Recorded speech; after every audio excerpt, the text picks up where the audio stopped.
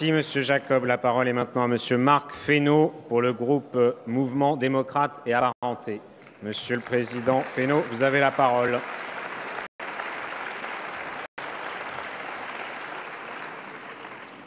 Monsieur le Président, Monsieur le Premier ministre, Mesdames et Messieurs les ministres, Mesdames et Messieurs les députés, chers collègues, avec l'élection du Président de la République et de l'Assemblée que nous constituons, les Français ont fait le choix d'une alternance véritable et d'un bouleversement du paysage politique que nous connaissions depuis des décennies. Ce bouleversement n'est pas le fruit du hasard. Il est la conséquence directe d'années d'échecs, de promesses non tenues, d'incapacité à conduire des réformes profondes que le pays attendait. Et finalement, ce choix nous oblige tous. Monsieur le Premier ministre, le gouvernement que vous conduisez s'inscrit pleinement dans cette volonté de recomposition de la vie politique, à laquelle vous avez pris toute votre part en dépassant les clivages stériles, artificiels et finalement inefficaces. Et nous sommes donc ici avec la modestie de ceux qui savent et qui ont vu les échecs du passé, et avec l'ambition ferme, Monsieur le Premier ministre, de ceux qui entendent pouvoir rompre avec le mal français d'alternance inutile, de rendez-vous manqués et d'espoir déçu.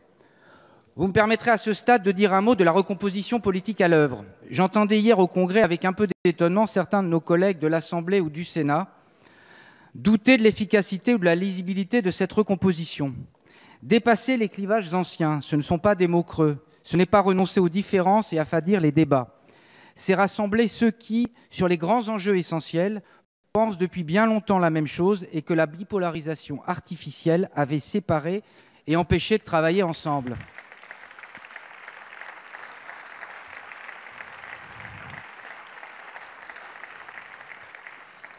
Et c'est au contraire et finalement amener de la clarté et constituer la majorité et les oppositions sur ce que sont vraiment les véritables lignes de fracture entre nous. Alors, Monsieur le Président Faure, je ne sais pas si la politique qui va être menée sera de droite et de gauche. Vous l'appellerez finalement bien comme vous voudrez, en fonction des schémas anciens que finalement vous évoquez et dans lesquels les Français ne se reconnaissent plus. Cette politique est en tout cas au service de la France et de son redressement.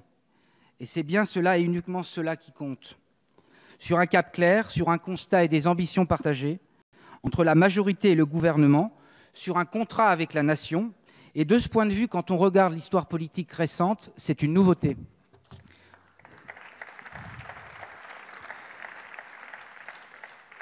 Monsieur le Premier ministre, la première tâche qui attend votre gouvernement et qui attend cette nouvelle Assemblée, c'est celle de retrouver la confiance de nos concitoyens. Et cette confiance sera rétablie si nous remplissons deux conditions. La première, c'est que nous modifions nos pratiques et notre rapport à la démocratie. C'est tout le sens de l'engagement qui est le nôtre pour soutenir le texte pour la confiance dans notre vie démocratique, qui sera débattu prochainement et auquel nous sommes très attachés. Et cela va de pair avec la réforme institutionnelle évoquée hier par le Président de la République et qui sera une partie fondamentale de ce nouveau lien. Meilleure représentativité des grands courants de la vie politique, réduction du nombre de parlementaires et en corollaire, renforcement de leurs moyens, parce qu'il ne faudra pas céder à la démagogie et à l'ambiance inquisitoriale du moment. Amélioration de nos procédures, tout cela va dans le bon sens. Le deuxième, c'est la méthode. Et l'état d'esprit de notre action parlementaire et celle de votre gouvernement. Une nouvelle alliance de la loi et du contrat, du dialogue et du respect, du refus de l'anathème aussi. Et pour résumer, c'est une stratégie du dépassement des antagonismes que nous connaissions. Mais rétablir la confiance ne concerne pas le seul niveau institutionnel et la méthode. Rétablir la confiance, c'est aussi croire en notre économie, en nos entreprises et en leur faculté à assurer la prospérité de notre pays et des citoyens.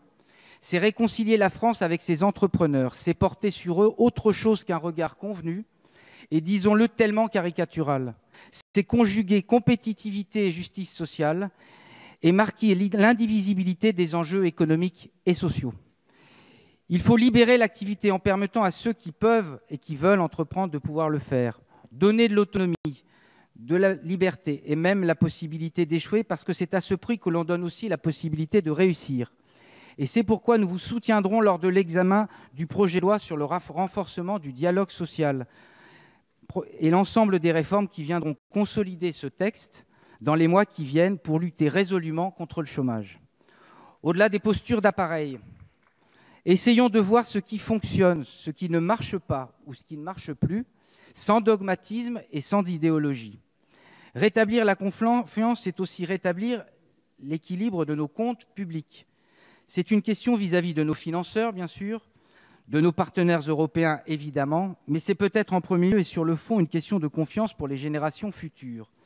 Comment voulez-vous que nous trouvions le moindre crédit politique auprès des jeunes générations auxquelles l'on offre comme seule perspective le remboursement de dettes dont ils ne sont pourtant pas comptables?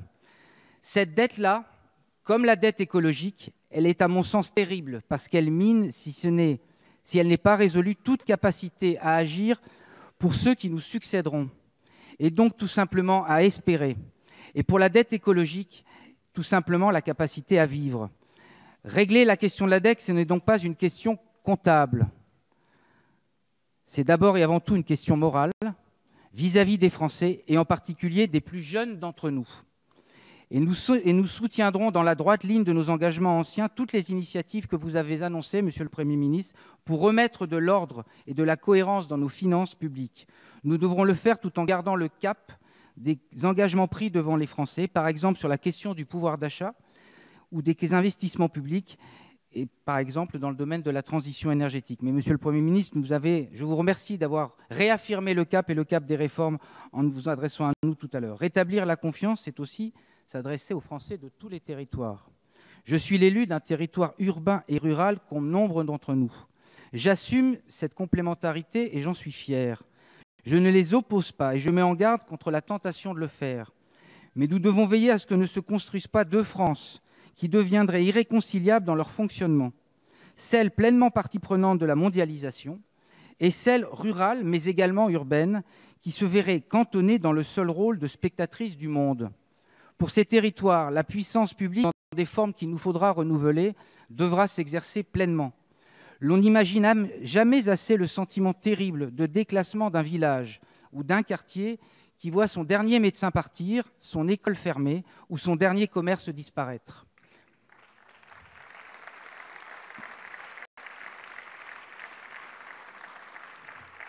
Et nous avons parallèlement besoin de redonner à chaque territoire sa fierté en lui donnant un rôle, j'allais dire une vocation, dans la production de richesses nationales.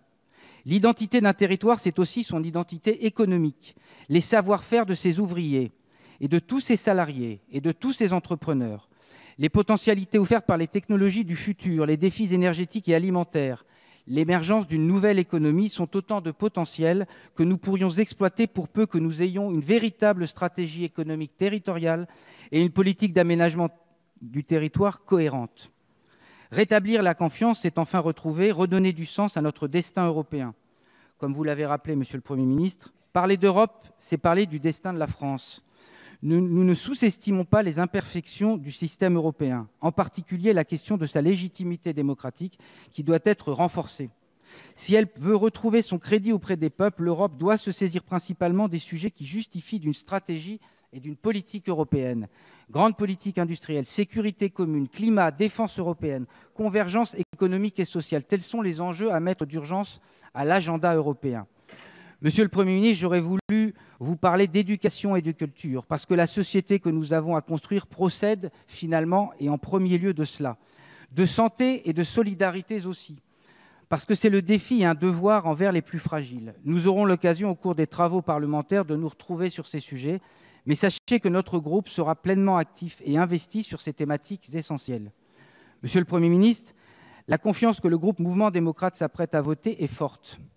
Elle est loyale. Elle est exigeante pour nous tant les défis sont nombreux. Elle est porteuse de tous les espoirs que portent les Français pour que notre pays retrouve fierté et optimisme. Et c'est aussi d'une certaine façon en leur nom que nous allons le faire. Je vous remercie. Merci.